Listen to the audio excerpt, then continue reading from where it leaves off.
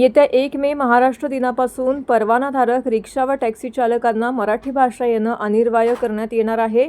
याबाबत मोटार परिवहन विभागाच्या 59 प्रादेशिक व प्रादेशिक कार्यालयांमार्फत परवाना तपासणी मोहीम राबवण्यात येणार असून संबंधित चालकांना मराठी लिहिता वाचता येते का याची पडताळणी केली जाणार आहे। मराठी भाषेचं ज्ञान नसलेल्या चालकांचे परवाने रद्द करण्यात येतील असा इशारा परिवहन मंत्री प्रताप सरनाईक यांनी दिला आहे।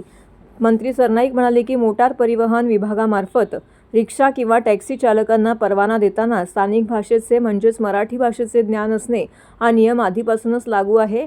मात्र मुंबई महानगर क्षेत्र, छत्रपती संभाजीनगर, नागपूर यांच्यासारख्या शहरांमध्ये अनेक परवानाधारक चालकांना प्रवाशाशी मराठीत संवाद साधता येत नाही।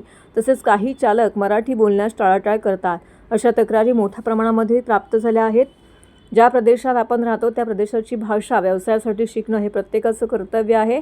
आपल्या मातृभाषेचा अभिमान असणं आणि जितकं आवश्यक आहे तितकेच इतर राज्यात व्यवसाय करतात त्या राज्याच्या भाषेचा आदर करणंही महत्त्वाचं आहे।